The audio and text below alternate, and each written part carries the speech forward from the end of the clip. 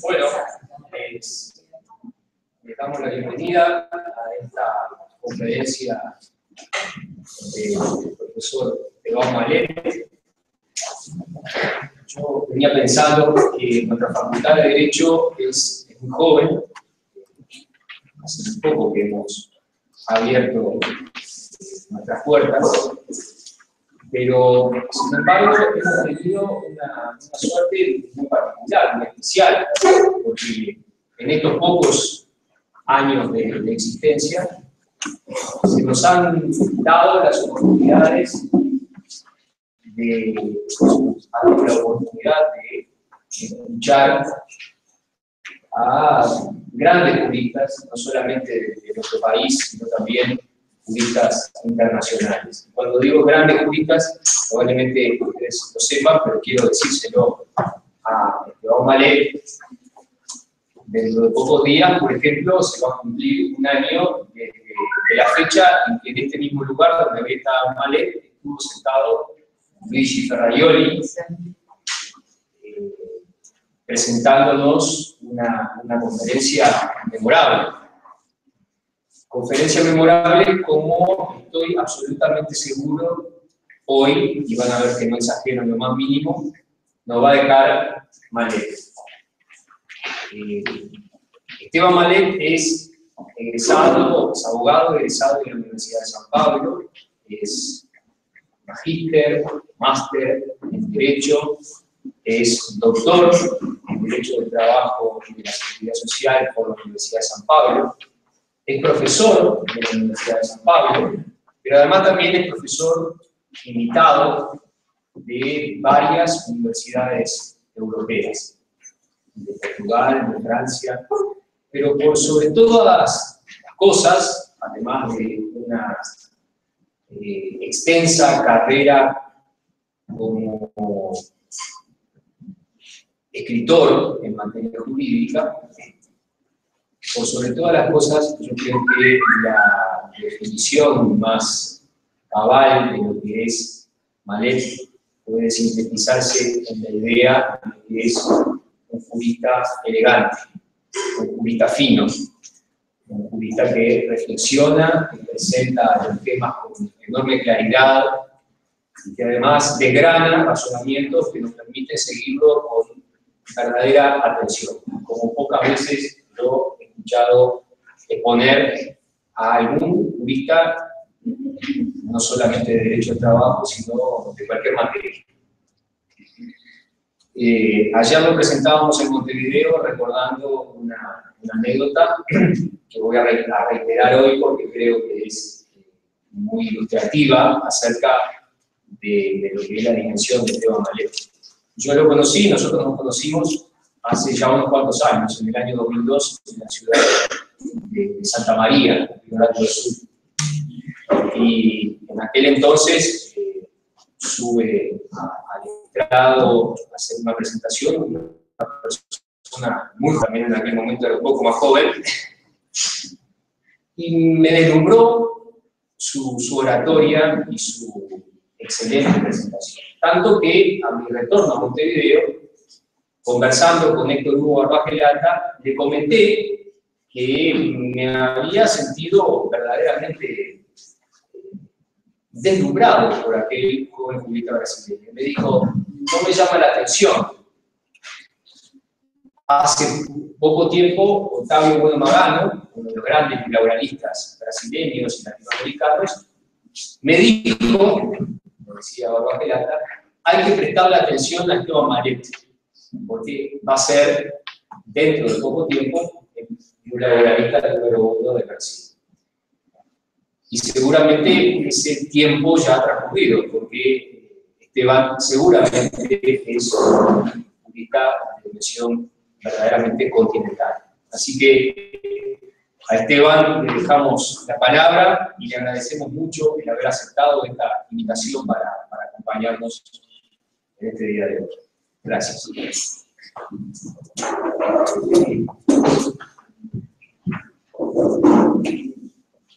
Muy buenas noches a todos.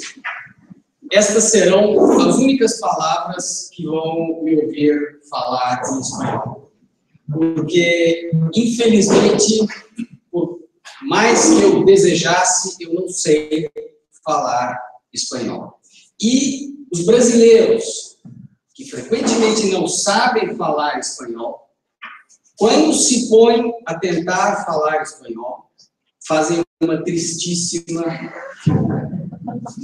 Para poupá-los disso, eu prefiro falar português, que eu conheço um pouco melhor, pausadamente, de tal modo que, assim, penso que poderão me compreender muito melhor do que se eu tentasse me expressar em espanhol.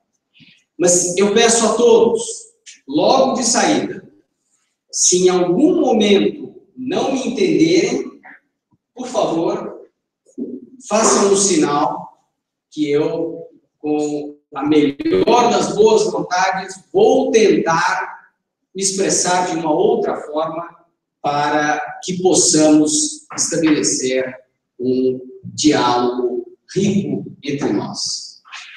Eu quero, a seguir, dizer que venho ao Uruguai e a CLAI, em particular, com muita alegria e me sinto muito honrado.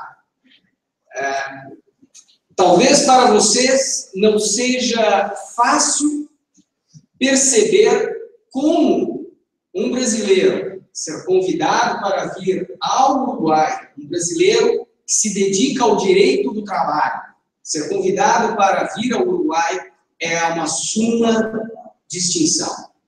Nós, os brasileiros, temos, pela doutrina uruguaia, jus laboralista em particular, mas pelo direito uruguaio em geral, uma profunda admiração e um enorme respeito. A contribuição que o Uruguai dá e deu ao direito é extraordinária.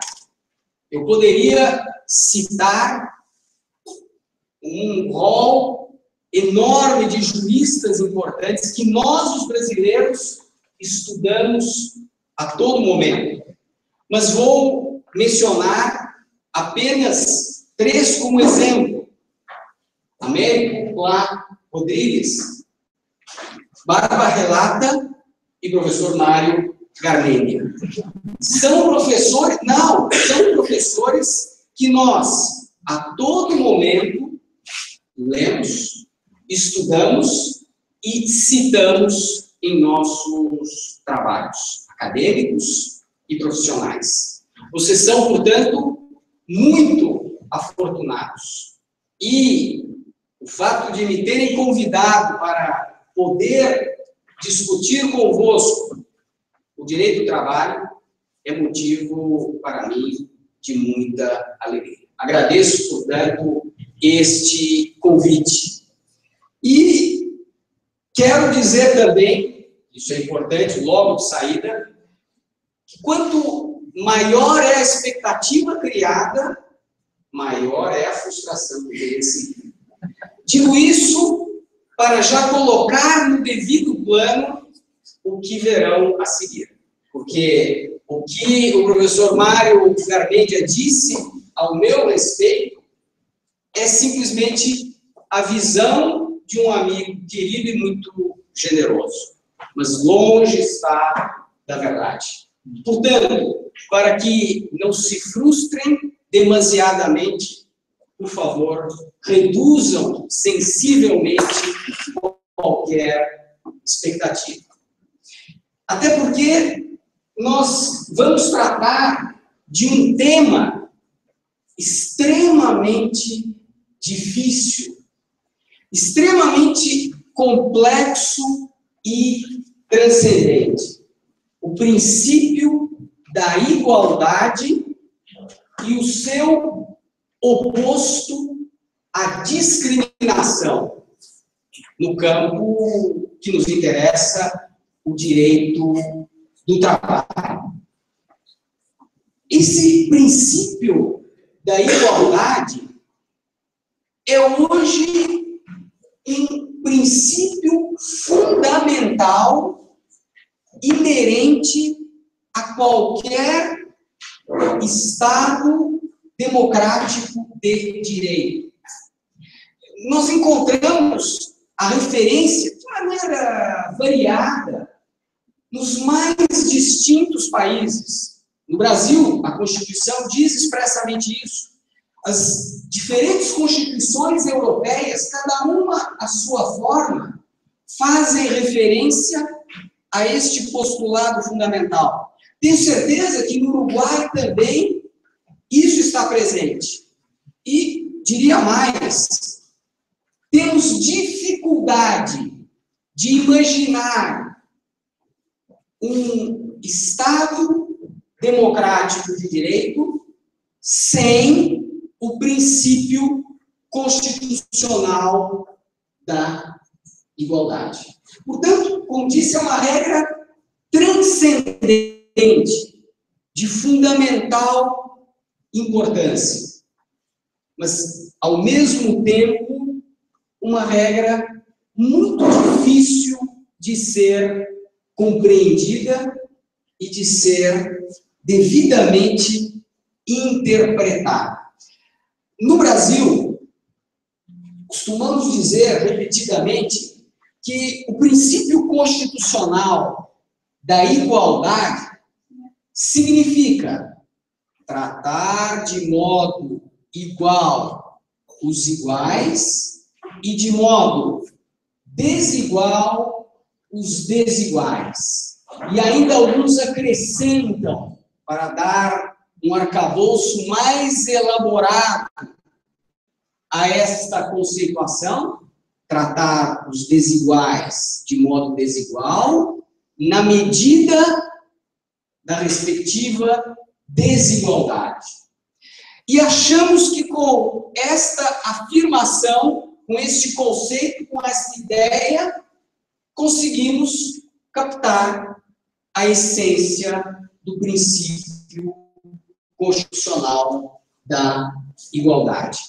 Pois bem, quero começar por dizer que isso rigorosamente não significa nada, porque todo o problema está em dizer quem é igual a quem e quem é desigual em relação a outro. Dizer simplesmente que temos que tratar os iguais de modo igual apenas empurra o problema para frente, mas não o resolve. E sabe por que não o resolve? Porque a igualdade, a ideia de não é um conceito ontológico. A igualdade não existe na pessoa em si. Ou, podemos dizer, em relação a coisas, a igualdade não existe na coisa em si. A igualdade é sempre um conceito relativo. Quero tentar mostrar isso graficamente a partir de um enunciado, de uma proposição. Vejam esta sentença, esta afirmação. O que falta neste enunciado? A é igual. O que falta? Está incompleto. Não significa nada essa afirmação. Por quê?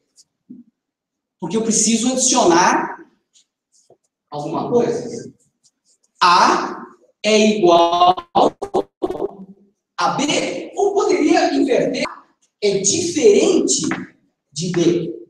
Mas a afirmação só faz sentido quando há dois termos.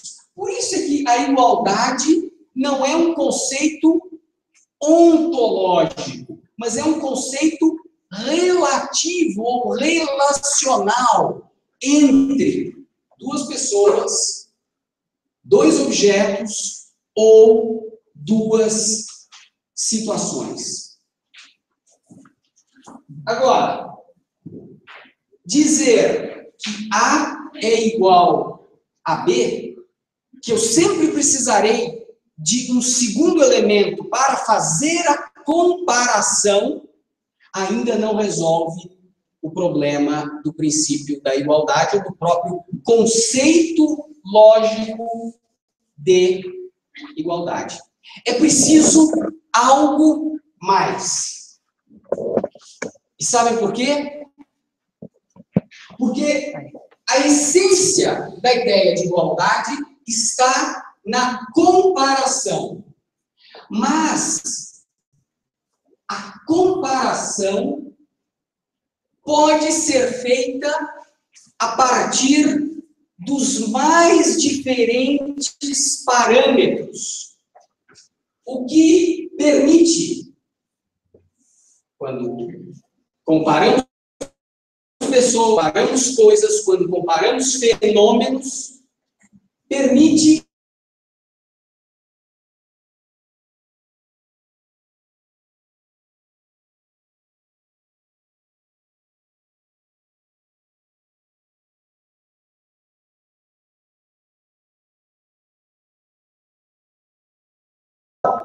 entre duas pessoas, quaisquer duas pessoas. Nós tanto poderemos dizer que elas são iguais, como poderemos dizer que elas são desiguais, a depender do parâmetro de comparação invocado. Como assim? Podemos começar pelo extremo que leva a afirmar-se que, num certo sentido, todos nós somos iguais. Pelo menos em uma coisa, todos nós somos iguais. Em que coisa? Em que qualidade? Em que atributo? Todos nós somos seres humanos. Somos pessoas. E nisso nos identificamos perfeitamente. Somos iguais. Ninguém pode tirar isso de nós. Todos nós somos pessoas. Somos iguais nesse atributo. No entanto, podemos ir ao extremo oposto e dizer: ninguém é igual ao outro. E isso é verdade, também num certo sentido.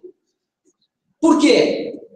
E talvez a melhor forma de dizer isso, não sei se conhecem um autor português, eu cito sempre porque aprecio imenso, ganhador do Prêmio Nobel de Literatura em 2002 ou 2004, José Saramago.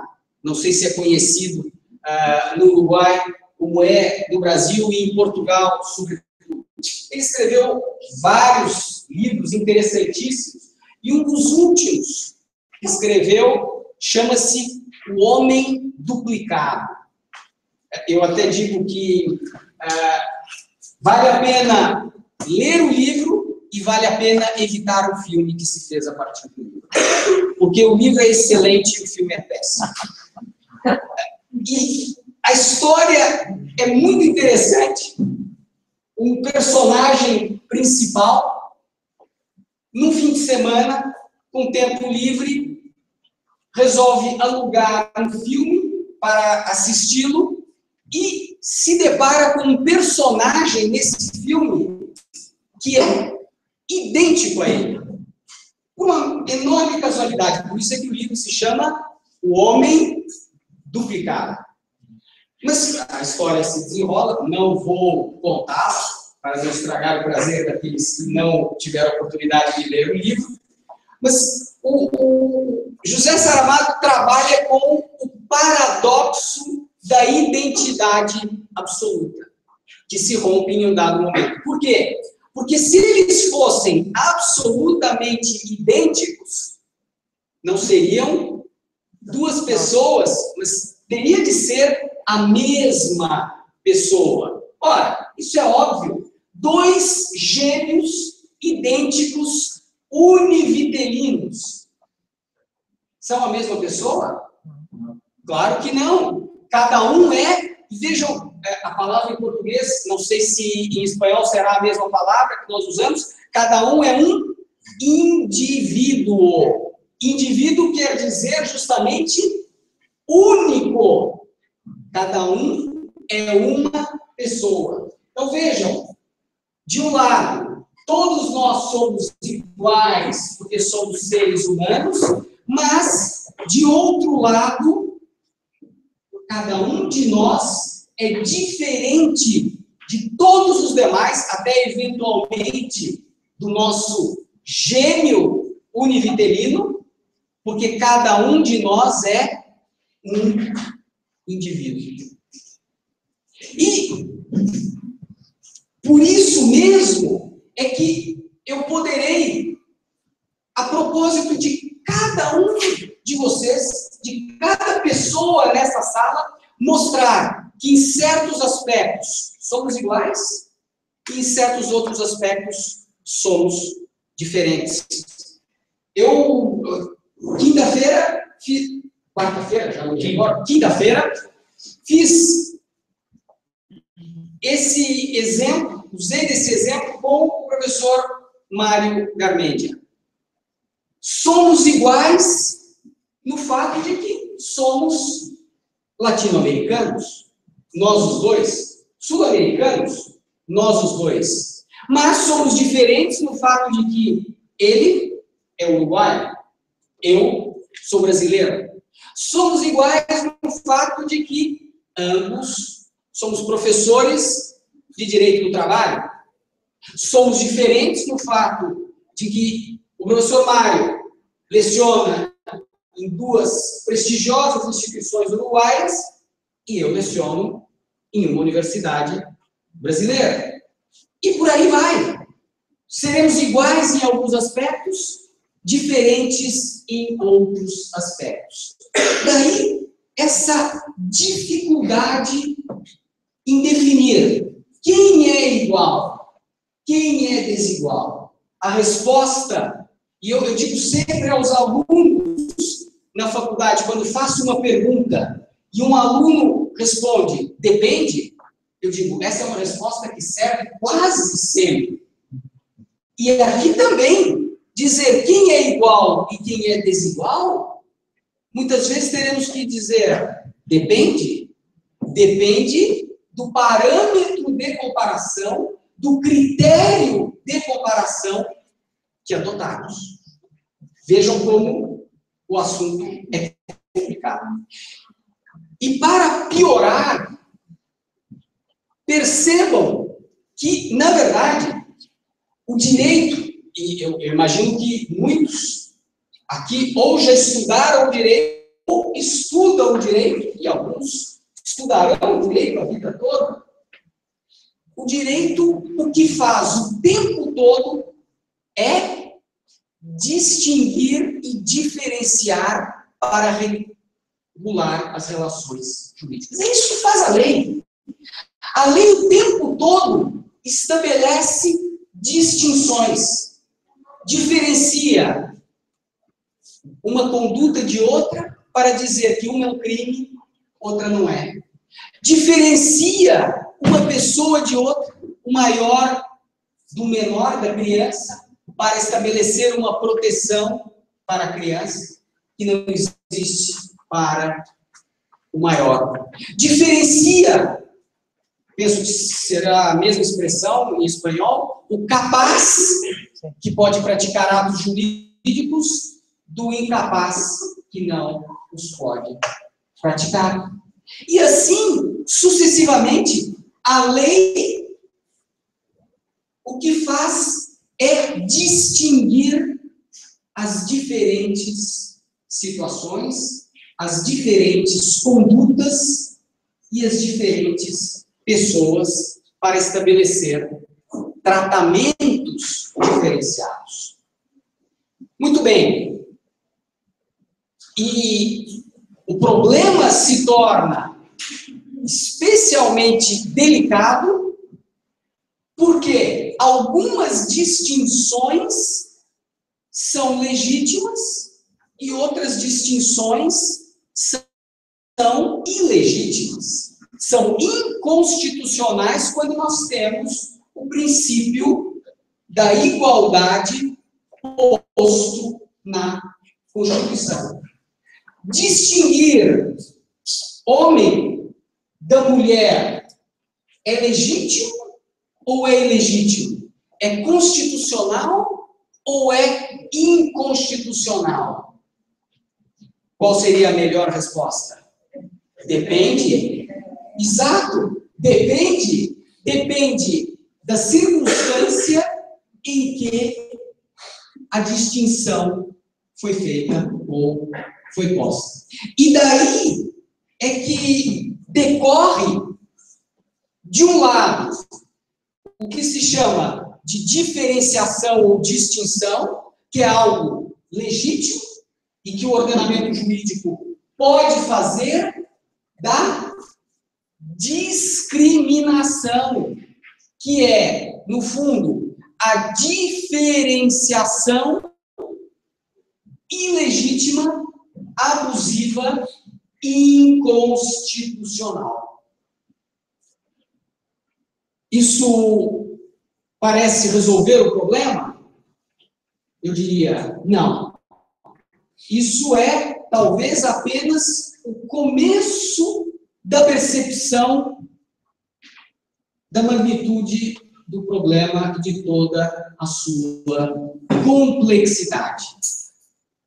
Em alguns casos, é muito fácil perceber a ilegitimidade da distinção. E, portanto, é muito fácil afirmar que ela é abusiva, que ela é inconstitucional. Por exemplo, e pensemos já cada vez mais no campo trabalhista, se há uma vaga de emprego para a função de motorista e por uma idiosincrasia sua, por uma visão distorcida do mundo e mais, por um erro de perspectiva, pensa o seguinte: motorista, uma vaga disponível, só vou contratar homens. Por quê? Porque as mulheres não conduzem tão bem. Eu diria que este empregador, mais do que uma conduta abusiva, é tolo. E sabe por que eu digo que é tolo? Porque as companhias de seguro cobram, no Brasil, não sei se será assim também no Uruguai, mas no Brasil e em muitos outros países, as companhias de seguro cobram menos das mulheres. E por quê? Porque elas se envolvem menos em acidentes. A companhia de seguro não faria isso por caridade, ou por benemerência, ou por outra razão. Bem, mas alguém dirá, esse é um exemplo infantil, porque qualquer um reconhecerá o caráter discriminatório, o caráter abusivo dessa distinção que o empregador pôs na sua proposta de emprego. E eu terei de admitir, é verdade. Mas eu usei esse exemplo propositadamente, como se diz, a expressão é latina, ridendo castigat mores, ou seja, às vezes com o ridículo nós mostramos o erro de certos costumes.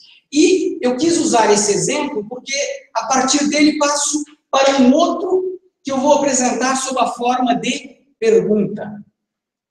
Acham que é legítimo fixar-se a competência do juízo, a competência judicial de um órgão a partir do sexo da parte? Entenderam a minha pergunta? É teoricamente possível que eu defina qual é o juiz competente, tendo em conta o sexo da parte? Não. Outro exemplo tolo. Outra hipótese absurda e extremada. Não. Este é o Código de Processo Civil brasileiro, que vigorou até março de 2016. Ou seja, menos de um mês. Foi substituído em 18 de março. E o que esse código dizia? Que nas ações, disputa entre casal, a competência era definida pelo da mulher, portanto, a partir do sexo. Ou seja, se a autora era a mulher, ela propunha no seu domicílio. Se a autora era o homem, tinha que propor no domicílio da mulher, competência definida pelo sexo. Dirão os senhores, bem, isso era no Brasil, um país diferente, um código de 73. Sim, mas essa matéria foi levada ao Brasil em 2012. E o que disse o Tribunal Supremo, o Tribunal Constitucional brasileiro?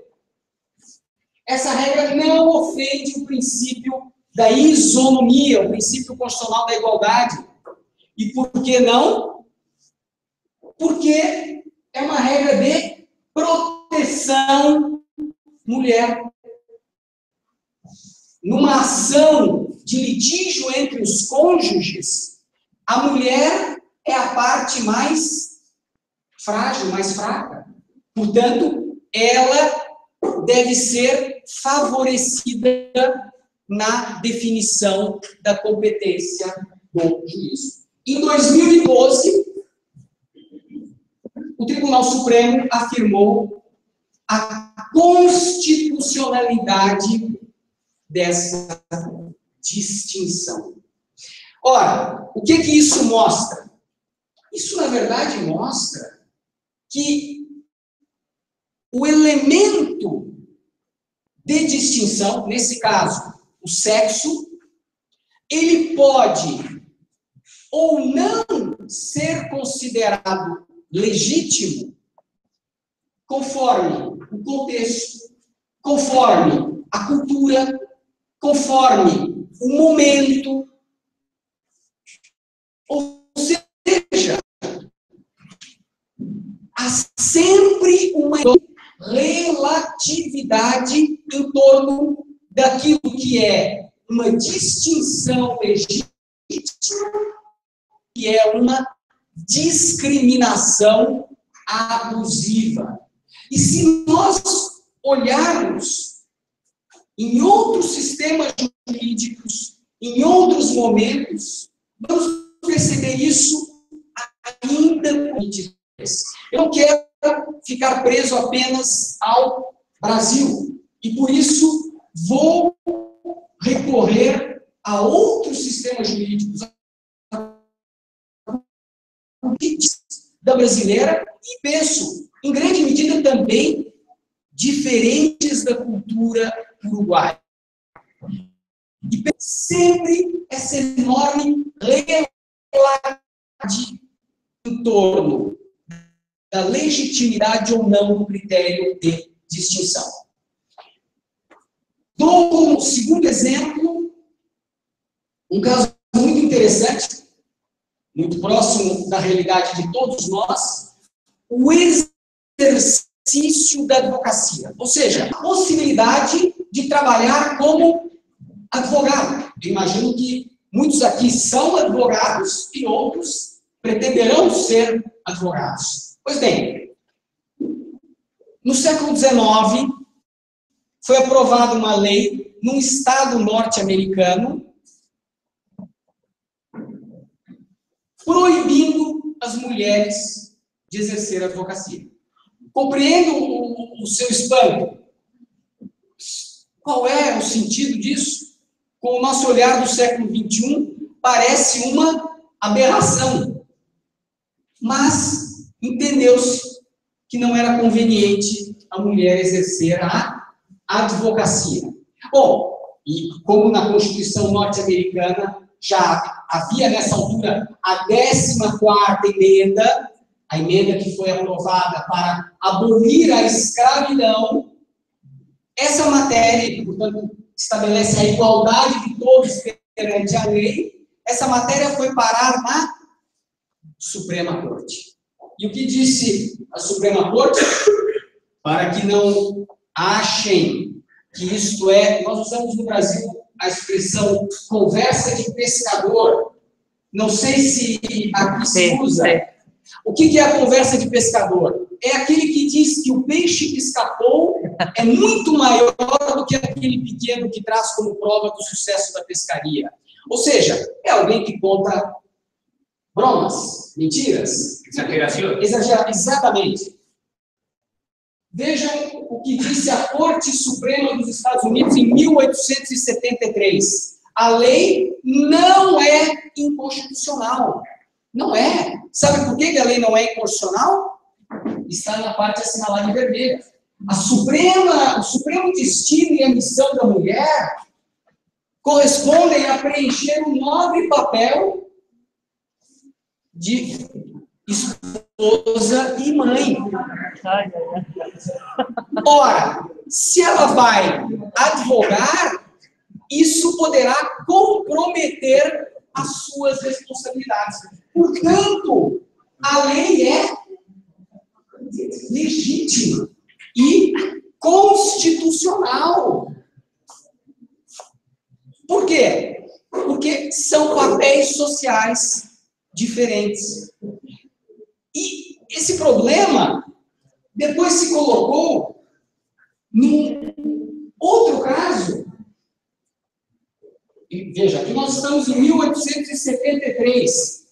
Quase 100 anos depois, meados do século XX, já depois da Segunda Guerra Mundial, uma outra questão. Uma lei que proibia as mulheres de trabalharem em bares. Proibia. Proibia as mulheres de trabalhar em bares. E o que disse o tribunal? Está certa a lei. Não é possível mesmo permitir, por quê? Porque o bar não é um ambiente adequado para a mulher. Então, a lei não discriminou. A lei diferenciou homens e mulheres. São diferentes neste aspecto.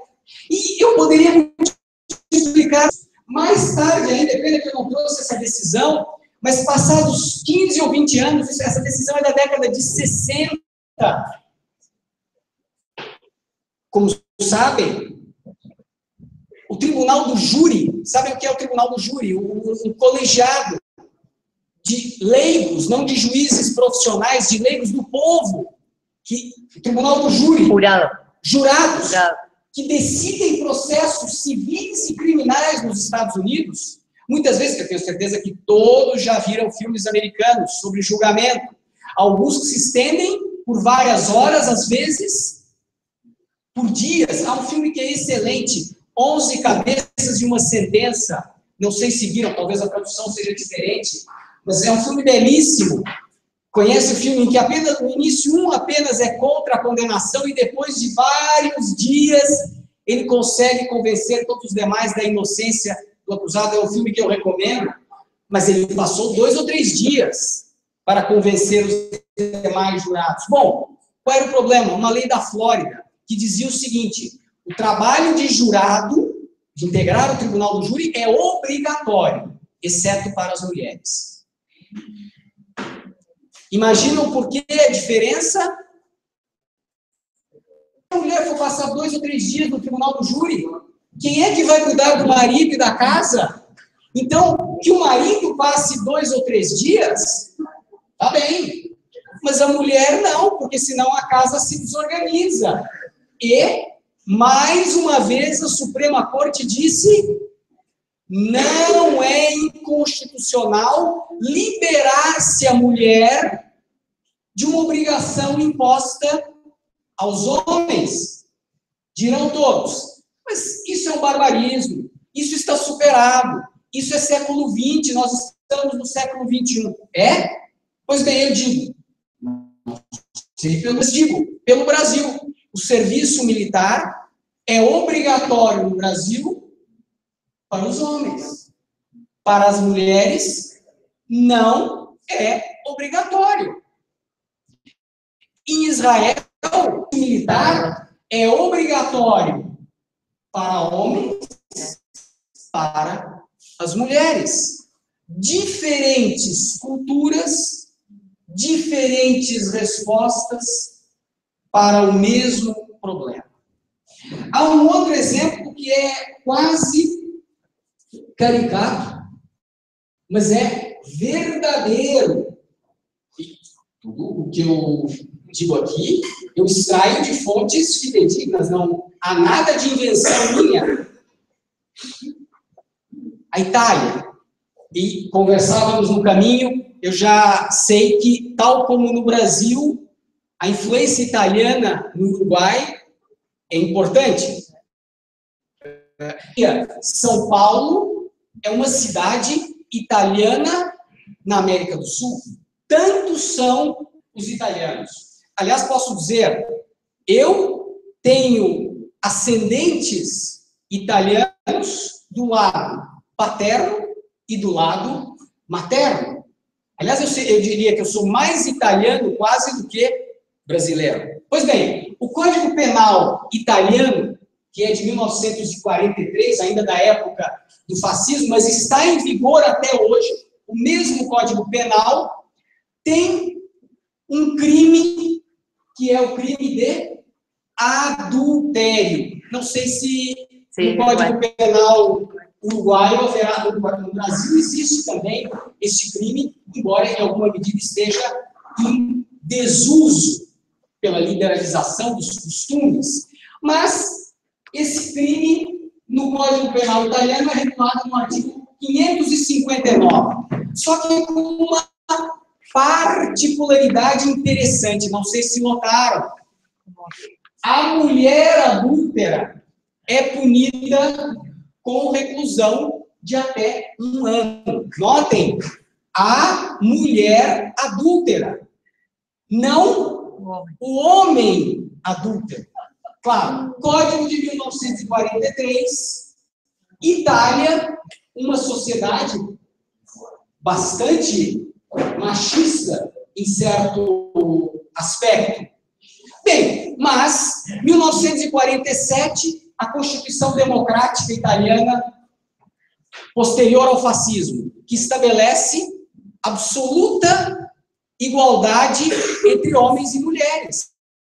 Muito bem. Essa matéria é Corte Constitucional Italiana. Como assim? Punir só a mulher pelo crime de adultério e não o homem? Isso viola o princípio constitucional da igualdade. O que disse a Corte Constitucional Italiana?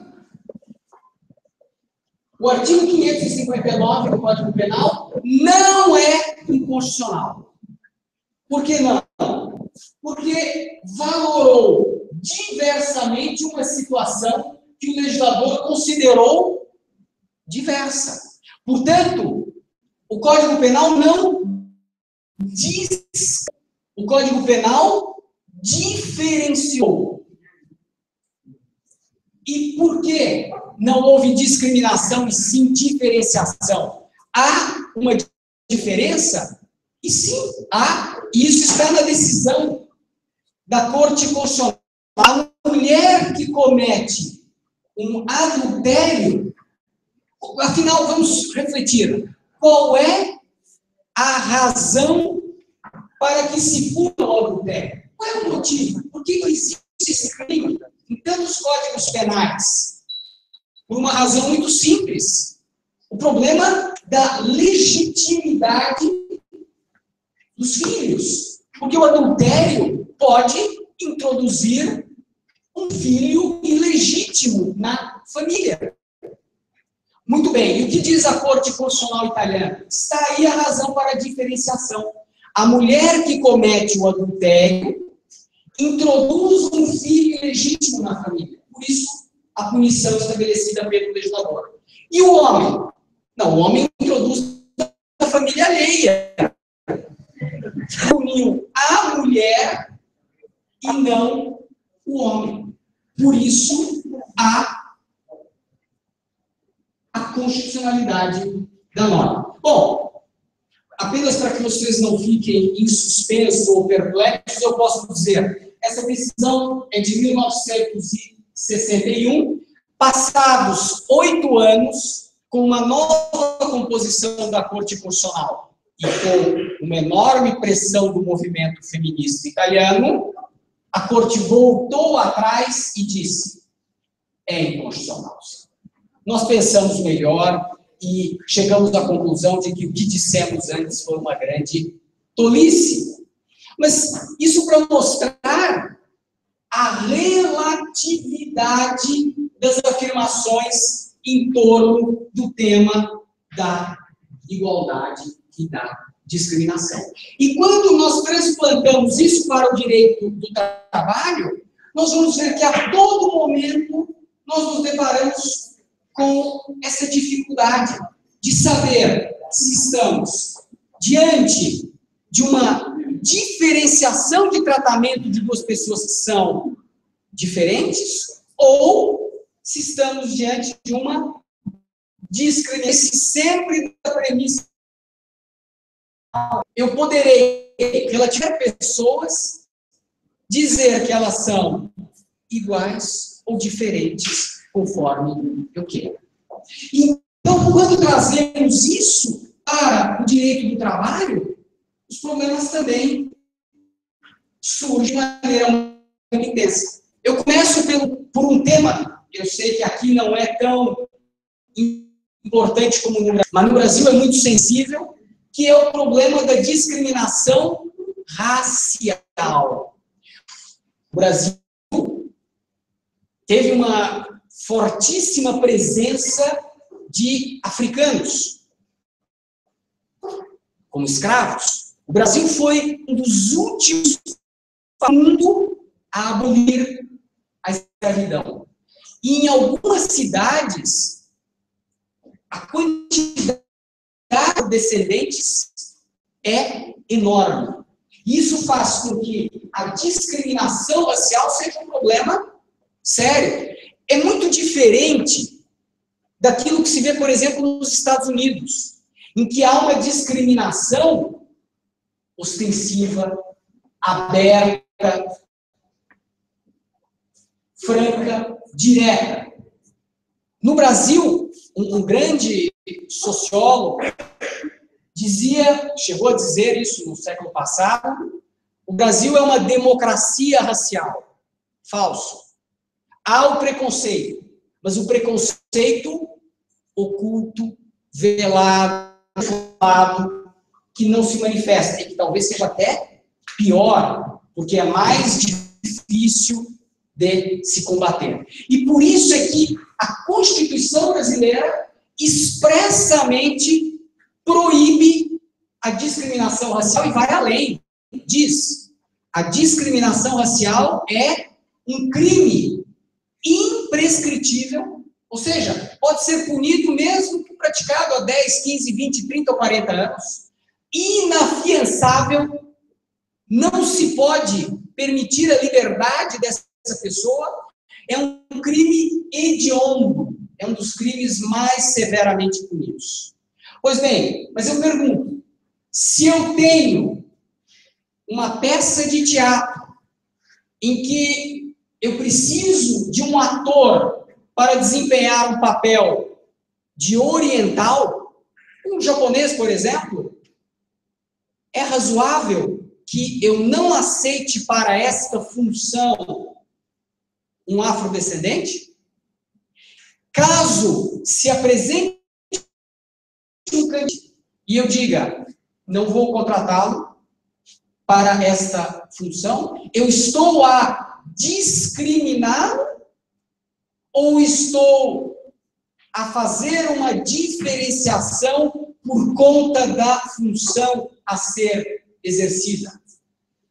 Vejam que, a despeito da proibição abrangente, ainda assim há casos em que a diferenciação será legítima diante da função a ser exercida. Outro exemplo, o artigo 7º, inciso 30 da Constituição, proíbe diferenças salariais de exercício de funções e de critérios de admissão por motivo de sexo, idade, vejam aqui, cor, quer dizer diferença racial, ou estado civil. O legislador se referiu a diferenças salariais para o exercício de função, critérios de admissão e exercício de função, diferenças salariais e critérios de admissão por motivo de idade. Mas não se referiu a critérios de dispensa por motivo de idade. Surgiu, então, o seguinte problema que teve que ser examinado pelo Tribunal Superior do Trabalho brasileiro, que seria, em alguma medida, a Suprema Corte de Justiça, se usássemos a terminologia uruguaia. Uma empresa dispensava sistematicamente os trabalhadores que atingiam 60 anos de idade. A Constituição se refere a critérios de admissão. A empresa não discriminava para admitir. Mas, tanto que o trabalhador atingisse 60, a empresa o dispensava. Isso é diferenciação ou é discriminação? Disse o Tribunal Superior do Trabalho. Isso é discriminação. Por quê? Porque se adota a idade como um parâmetro para fazer uma diferenciação entre quem vai ficar e quem vai sair, uma diferenciação que não é legítima. E disse, então, o tribunal que isso era algo com conteúdo discriminatório.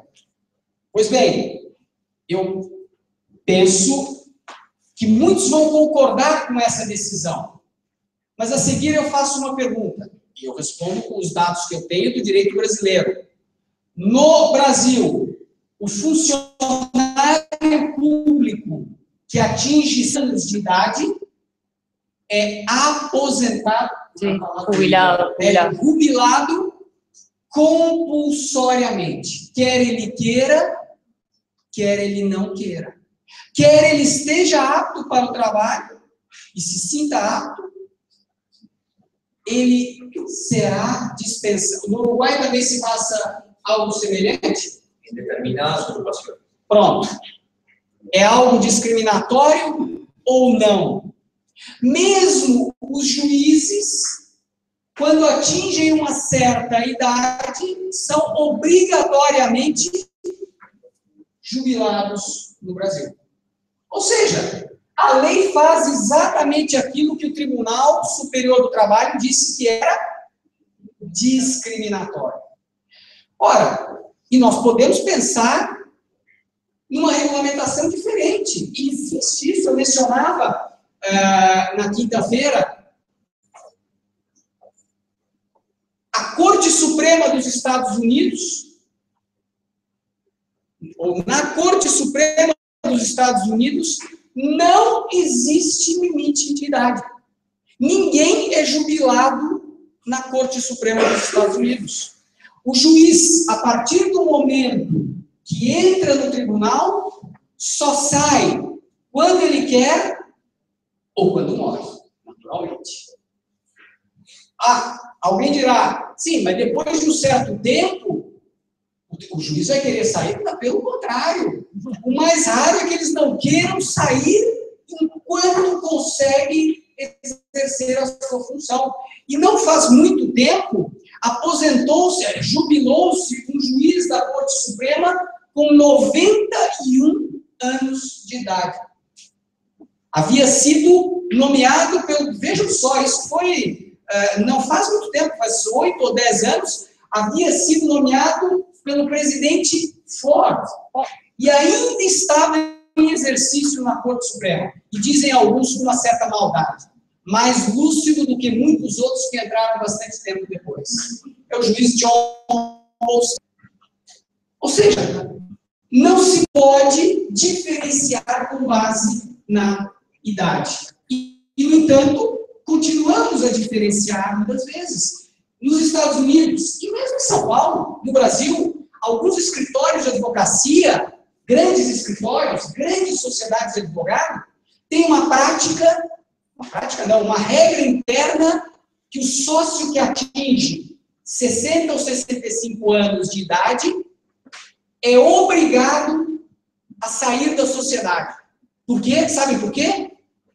Para dar espaço aos jovens que querem ingressar na sociedade e progredir internamente na firma. Ora, será que isso é constitucional ou estamos diante de uma discriminação?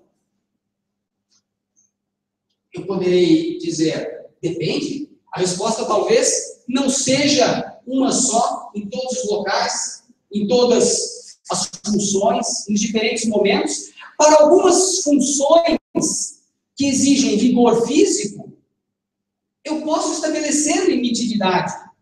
Para outras, não. Um caso muito interessante que é a Irlanda.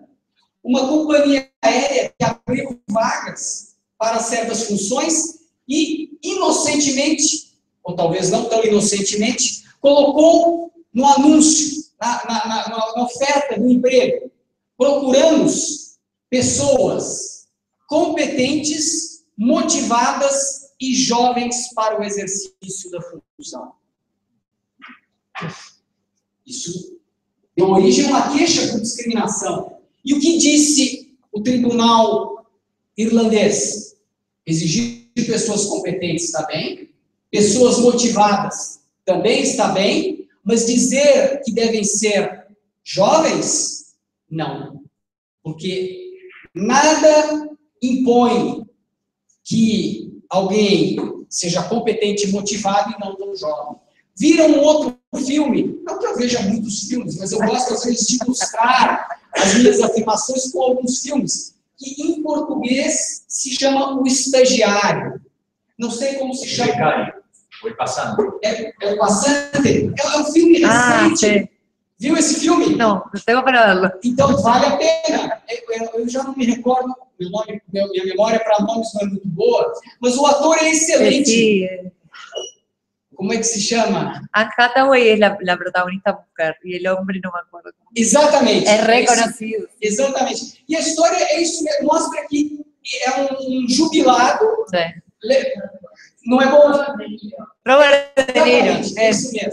Robert De Niro. E o filme é excelente. E ele, apesar de ter uma certa idade, ele é jubilado, na verdade revoluciona a empresa porque é o mais capaz, o mais motivado, o mais competente, o que mostra que a idade não é um critério legítimo muitas vezes, embora possa ser em outras ocasiões. E podemos passar a outros exemplos. O tema da crença religiosa e a diferenciação, um tema tão sensível, tão complexo, a diferenciação a partir da crença religiosa. Eu posso deixar de contratar alguém por conta da religião dessa pessoa? Acha que eu posso deixar de contratar alguém por conta da religião? Por exemplo, porque a pessoa é católica, é protestante, ou é muçulmana, ou até, eventualmente, essa pessoa Não tem religião nenhuma? Posso deixar de contratar? Não é a resposta intuitiva que damos. Mas e se trata de uma escola confessional? Uma escola adepta de uma determinada crença religiosa, em que os pais matriculam os filhos na escola porque querem que os filhos sejam educados conforme aquela religião. Posso deixar de contratar a pessoa se ela não tiver a religião da escola?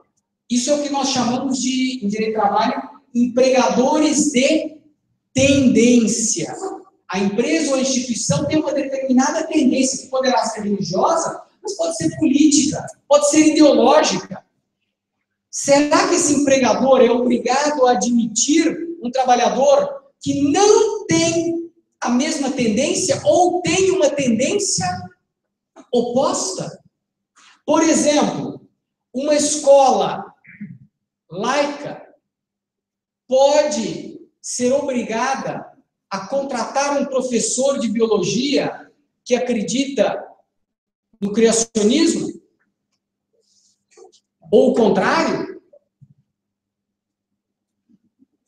Esse problema aconteceu na Itália, por conta exatamente de uma faculdade de direito. A faculdade de direito, muito reputada em Roma, del Sacro Cuore, que é uma faculdade à Igreja Católica. E para a admissão nessa faculdade, independente do mérito acadêmico do professor, era preciso uma aprovação da Igreja Católica. Porque a faculdade estava ligada à Igreja Católica. Mais uma vez, e a Itália é um estado formalmente laico, a matéria foi parar na Corte Constitucional italiana, dizendo que isso era uma prática contrária ao caráter laico da educação e do Estado. E o que é que disse a Corte Constitucional italiana? Bom, quando o assunto é muito complexo e muito difícil, algumas vezes nós optamos, não sei se entenderão a expressão, nós optamos por sair pela tangente. Optamos por desviar do problema. Os juízes, às vezes, fazem isso levantando questões processuais, porque assim não precisamos nos pronunciar sobre o tema de fundo e ficamos nos aspectos processuais. A Corte Constitucional disse o seguinte: não posso interferir nesse assunto por conta da autonomia universitária. Boa forma de não enfrentar um assunto delicado. Agora, algumas vezes, uma maneira de escapar do assunto. Pensem, por exemplo, num empregador que contrata um trabalhador para exercer uma determinada função e o trabalhador diz: eu não posso trabalhar viernes. Por quê? Porque a minha religião não permite. Isso não é um caso teórico. Eu relatava, isso acontece muito, e aconteceu o ano passado em Portugal. E vejam que talvez no campo do direito é que surgem mais problemas. Já mencionei vários exemplos. Sabem como é que aconteceu esse problema em Portugal? Uma juíza que foi aprovada no concurso, tornou-se juíza, e quando pediram para ela trabalhar sexta-feira, ela disse: não posso, a minha religião não permite. Tornou-se um processo que foi julgado no âmbito administrativo. Em primeiro grau ela perdeu, apelou e perdeu, foi a, entre aspas, Corte de Cassação portuguesa e perdeu, e recorreu à Corte, ao Tribunal Constitucional, e só lá ganhou. Sob qual fundamento? É verdade. Essa é uma exigência que se faz de todos os juízes, que trabalham de segunda a sexta-feira. No entanto, os juízes às vezes precisam trabalhar, eu imagino que no Uruguai também, sobretudo juízes ligados ao crime, por exemplo, sábados e domingos. Por quê? Porque às vezes há questões de liberdade, medidas urgentes, providências que precisam ser adotadas nos mais variados horários. Então, era possível acomodar a diferença religiosa. Como assim? Ela não vai trabalhar sexta-feira, mas vai trabalhar sábado. Logo, eu não vou criar uma desigualdade, porque senão, eu e o professor Mário já estamos a confabular para criar uma religião que impede o trabalho de segunda a sexta. E ai de quem disser que isso não pode. Afinal, será um atentado contra a nossa religião, que tem uma vantagem adicional. E eu contava isso, que deixou o professor Mário ainda mais empolgado. Como nós teremos uma igreja, não seremos obrigados a recolher impostos por conta da isenção tributária que favorece os templos religiosos. E aqui também, como no Brasil, como nos Estados Unidos. Vejam como o problema é complexo. Outro exemplo. E eu pergunto, se me permite ao colega novamente, é possível impedir a contratação de alguém por conta do parentesco, pelo fato de ser filho de alguém ou pelo fato de ser pai de alguém? Eu posso deixar de admitir? Não vou contratá-lo porque é filho de A, de B ou de C. Posso fazer isso? Não. Parece uma coisa chocante, uma violência, algo gritante. Pois bem, o Supremo Tribunal Federal Brasileiro, o Tribunal Constitucional, disse que isso pode ser feito. E mais, impôs isso, obrigou a isso. E por um motivo profundamente legítimo. Sabem qual? Proibição, a palavra eu acho que é a mesma em espanhol, do nepotismo. Ou seja, evitar que se favoreçam os parentes nas contratações.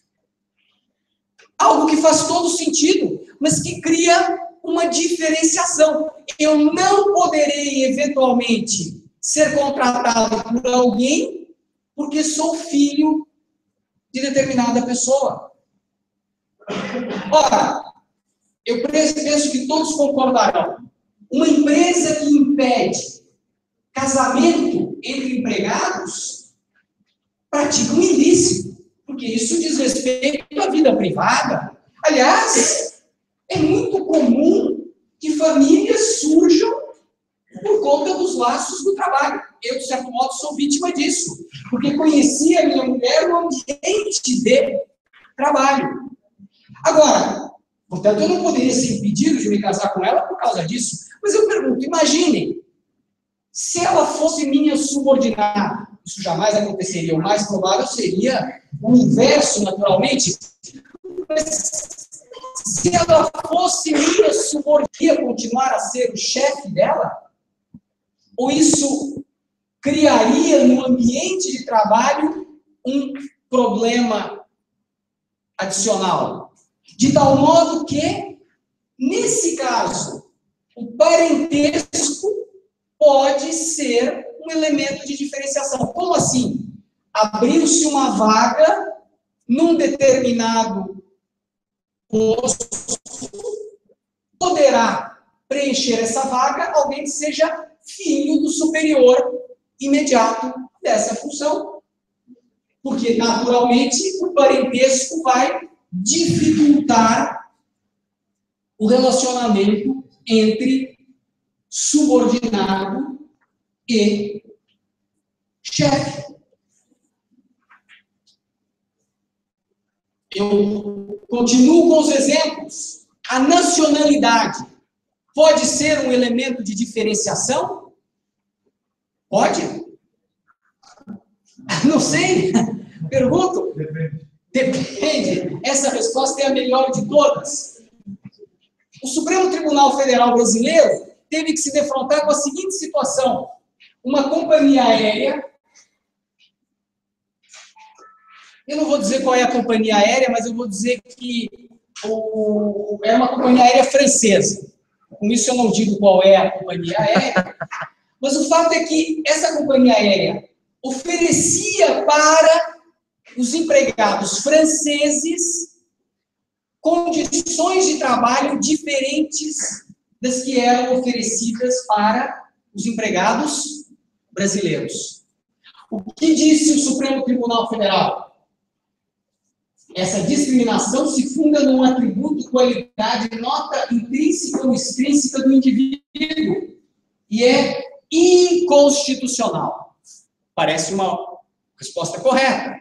Pois bem, mas imagine o seguinte, eu já tive que advogar num processo dessa natureza. Uma companhia energética espanhola que resolveu desenvolver atividade no estado do Brasil. Talvez já tenha até ouvido falar desse estado, a Bahia, um estado muito agradável, muito bonito, muito interessante, rico culturalmente. Pois bem, o que essa companhia fez? Para atrair um alto dirigente espanhol, disse o seguinte, se for para o Brasil, nós vamos lhe dar casa, vamos lhe dar, além da moradia, veículo, e vamos lhe dar a educação dos filhos, gratuitamente, porque na Espanha a educação é gratuita, no Brasil, em geral, não. O espanhol foi para lá. Qual foi a primeira consequência? Um brasileiro que disse o seguinte, discriminação, a empresa não me dá casa, não me dá veículo, e tampouco paga a educação dos meus filhos. É discriminação? Ou é diferenciação por conta do fato de se tratar de um estrangeiro que provavelmente tem casa na Espanha, tinha educação gratuita e tinha um veículo, um coche na Espanha que não podia levar para o Brasil. A diferenciação com base na nacionalidade. Outro exemplo, os antecedentes criminais. Como é que se chama? O histórico penal, antecedentes, o histórico penal da pessoa. Será que eu posso deixar de contratar alguém por conta dos seus antecedentes penais? Não diga depende de novo, porque senão já será um abuso na resposta. Mas posso ou não? Não, e a resposta é: depende. Depende da tarefa que vai ser exercida. Vamos imaginar o seguinte: eu vou contratar um motorista. Posso investigar os antecedentes penais desse motorista ligados a crimes de trânsito? Claro, claro que sim. E ligados a crimes tributários, fiscais? Eu digo não, porque ele pode não pagar impostos e conduzir muito bem o veículo. Se eu faço uma investigação que não está vinculada à função que vai ser exercida, eu dificulto a reinserção do condenado. Porque senão alguém que não pagou imposto uma vez e foi punido penalmente, nunca mais vai conseguir uma recolocação na sociedade. Então, não poderei diferenciar com base nisso. Mas com base em aspectos ligados à função que vai ser exercida, sim. Por exemplo, no exemplo de quinta-feira falávamos sobre isso, alguém que vai trabalhar com menor e tenha sido condenado por maus tratos de menores. É algo que faz sentido. Não é difícil o problema da discriminação. E Mais difícil ainda, já me aproximo do final, porque não quero retribuir a um convite com uma exposição maçante que não termina nunca. Eu prometo que já me aproximo do final. Quero prosseguir com mais duas considerações. A primeira, sobre um tema que é nevrálgico, que é central quando se trata de discriminação, que é o problema da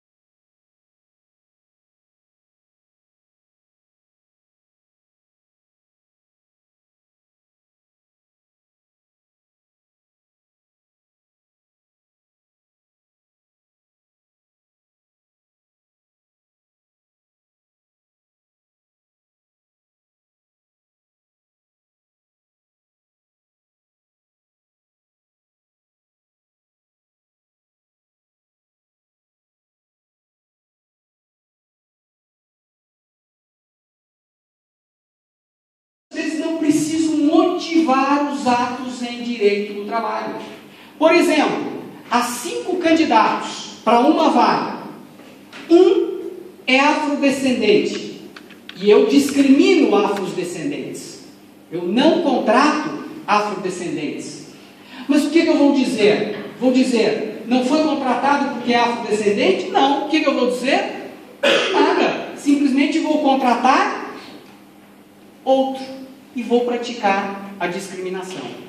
Eu não indico o motivo, ou, quando dei o exemplo do afrodescendente, poderia ser por motivo de sexo, por motivo de convicção política, de crença religiosa, pelos mais variados motivos. Por isso que o ônus da prova, a carga da prova, penso que se diz em espanhol, é um aspecto fundamental no campo da discriminação. E como enfrentar esse problema? Com a inversão do ônus da prova. Um país, um sistema jurídico em que o tema da discriminação foi muito estudado, os Estados Unidos da América, esse assunto ganhou também um maior desenvolvimento e se consolidou com a ideia do chamado prima facie case. Ou seja, eu devo estabelecer o que nós talvez na cultura romana e germânica diríamos, os indícios da prática discriminatória. Como assim? Os elementos que apontam para a possibilidade de uma discriminação. Significa que houve discriminação? Não. Significa que a outra parte terá que justificar a sua conduta para mostrar que não houve discriminação. E como é que eu então estabeleço esses indícios? Isso está num caso clássico, que é o mais importante da Suprema Corte dos Estados Unidos nessa matéria, McDonnell Douglas contra Green, em que a Suprema Corte diz: é preciso mostrar que se pertence a uma minoria, e aqui está dito minoria racial, mas podemos pensar em qualquer hipótese, gênero, crença religiosa, opção política, ou seja, qualquer possível fator de discriminação. Pode ser até, por exemplo, uma preferência futebolística. Eu não entendo nada de futebol, entendo muito pouco, apesar de ser brasileiro, e todos imaginarem que todos os brasileiros adoram futebol, não é o meu caso, mas às vezes eu me deparo com situações em que se percebe nitidamente que há um certo desconforto com relação aos adeptos de outros clubes futebolísticos. Vamos imaginar, eu não sei, mas um torcedor fanático do Peñarol que não admite empregados torcedores do Nacional. Isso está muito bom. Isso está bem. Está muito bom. Agora, se for o contrário, está muito mal. Muito errado. Eu sei que o Uruguai tem muitas conexões com o Rio Grande do Sul. É. O estado brasileiro talvez mais identificado com o Uruguai. E eu não sei se já notaram, aqueles que vão ao Rio Grande do Sul, eu achei que isso era piada, até era uma broma, até o momento em que eu percebi isso. Sabem que lá há 2 clubes fundamentais. O Grêmio. Internacional e Grêmio. Grêmio. Pois bem, o Rio Grande do Sul é o único lugar do mundo em que os Papai Noel, de metade da população, se veste de azul.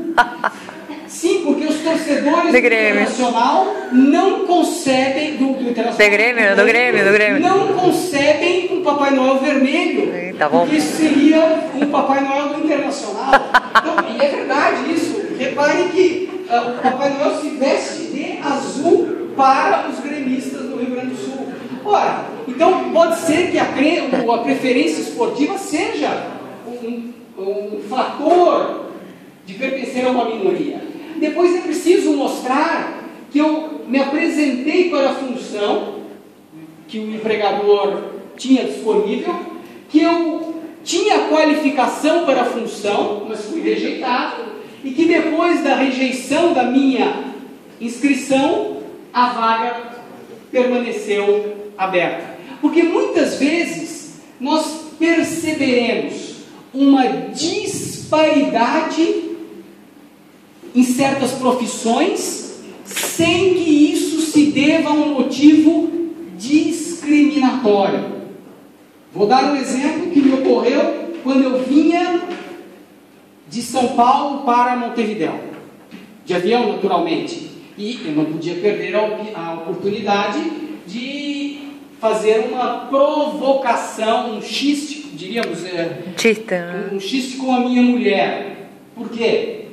Porque ao se iniciar o voo, quem fez o anúncio do voo foi uma mulher, uma comandante de aeronave. E eu não pude perder a ocasião de dizer para a minha mulher: acho que vamos chegar em Buenos Aires e não em Montevidéu, porque é uma comandante a conduzir o avião. Ela obviamente não gostou da brincadeira, mas isso que é um pouco, digamos, deslocado, porque quantas vezes já viajaram em avião com uma comandante mulher? Ou, eu não sei se aqui em Montevidéu ou no Uruguai em geral, é muito comum que haja mulheres a conduzir, por exemplo, ônibus, autocarros. É muito comum? Não. Como não é muito comum em São Paulo? Hã? Não.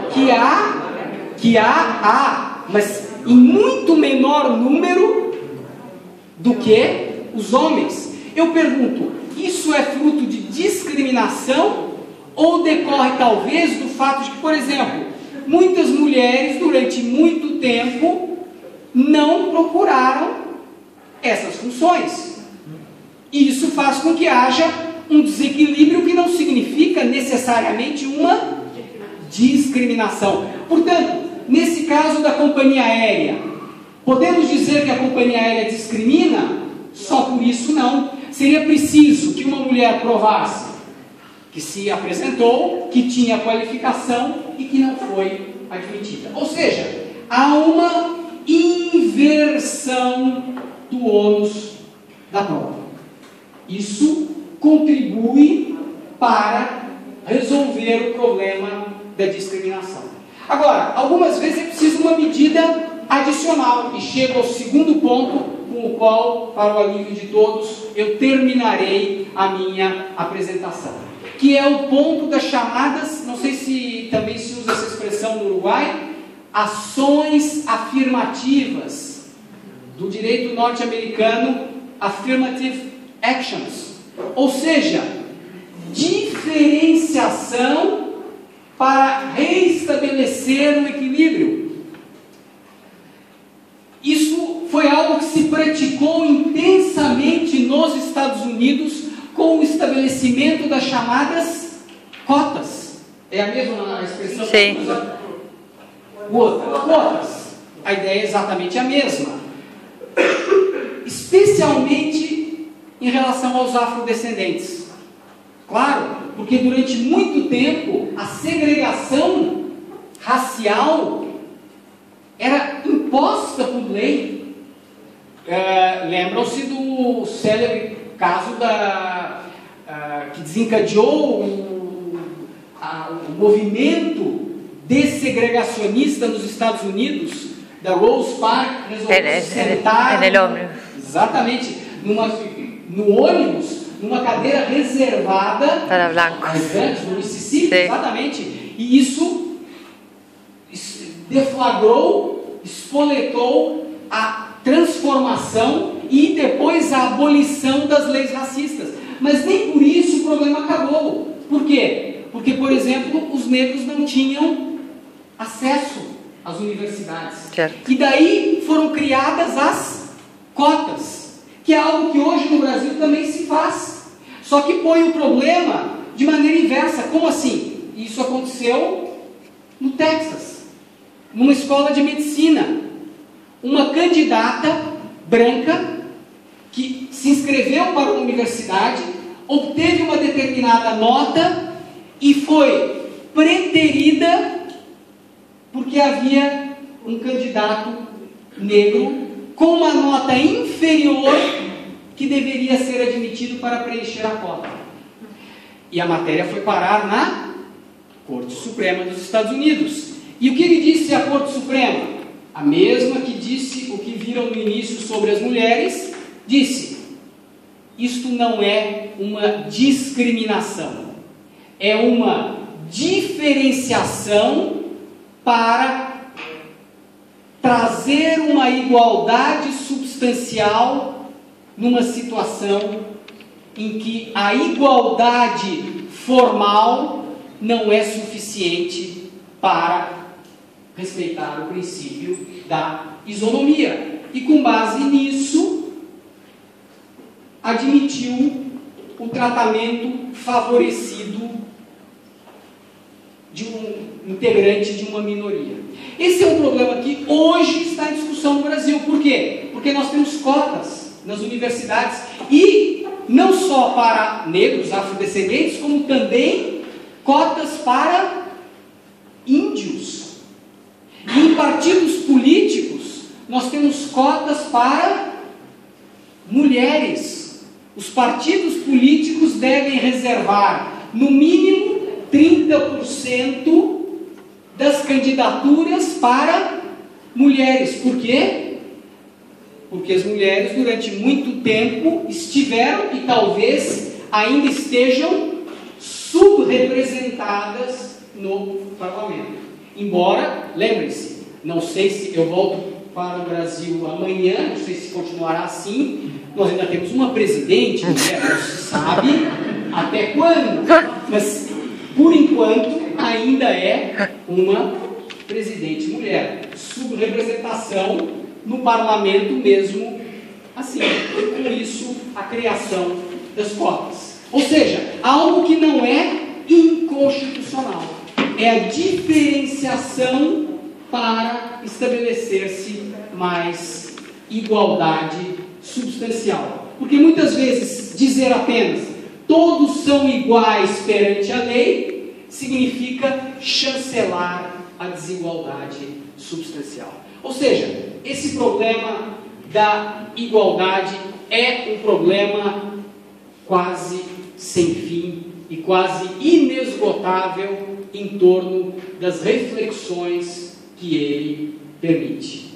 No entanto, eu tenho plena consciência de que é preciso terminar por aqui para não os cansar mais do que o razoável, mais do que o proporcional.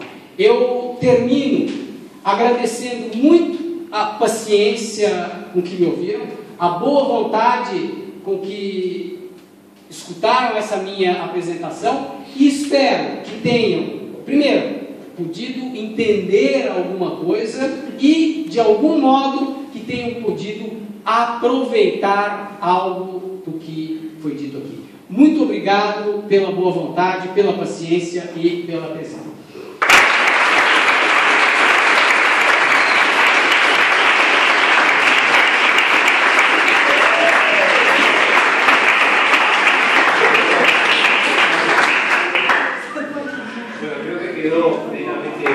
Probado que mis palabras de presentación de Malek no solamente fueron justas, sino que hasta diría que fueron un poco escasas para la presentación que acabamos de escuchar.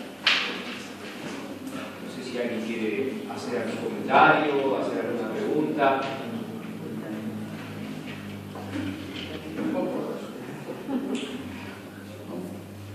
Eduardo, por favor. Un breve comentario.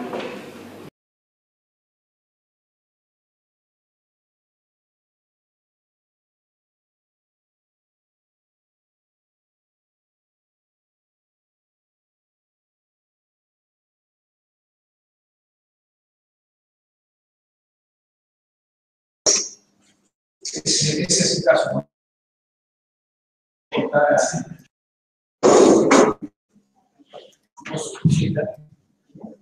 Essa já é uma segunda etapa da evolução das reflexões sobre o tema da discriminação e cria aquilo que se chama de impacto desproporcional de certas medidas. E surgiu exatamente a propósito desse pronunciamento da Corte Suprema dos Estados Unidos, que envolvia uma distribuidora de energia elétrica para a contratação de profissionais que iriam exercer atividades simples, que não demandavam um conhecimento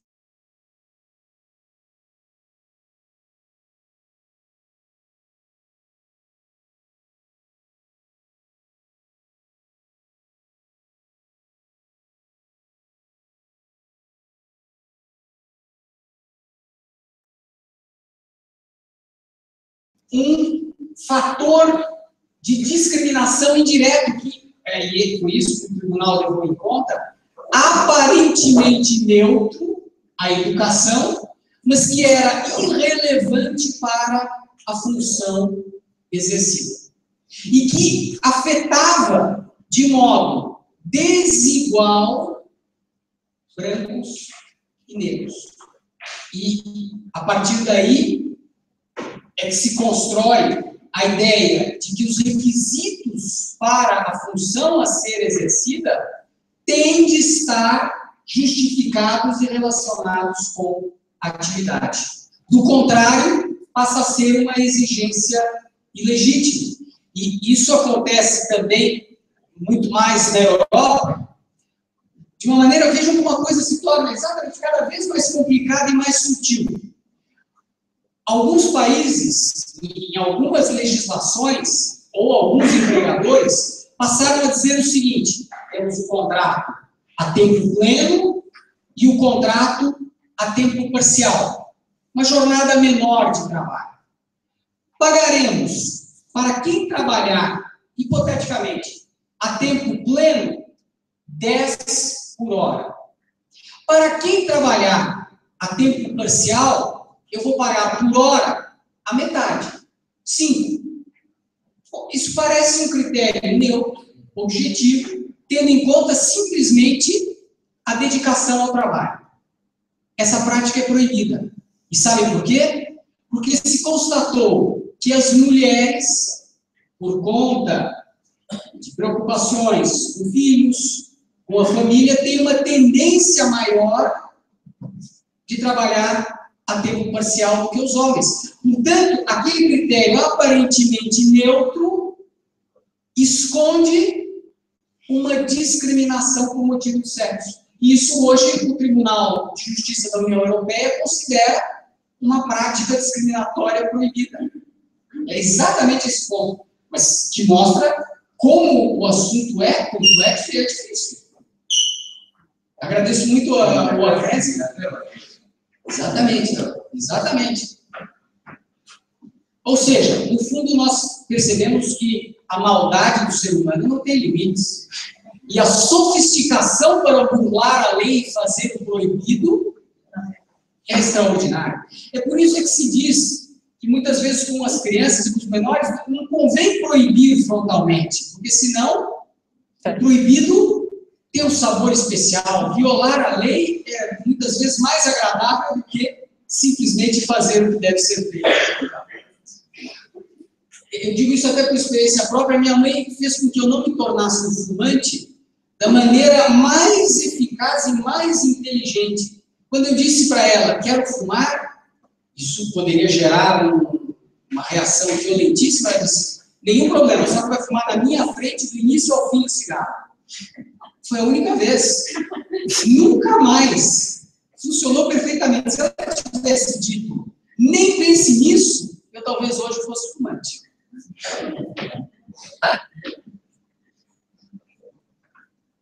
Bueno, le agradecemos nuevamente, Teodoro.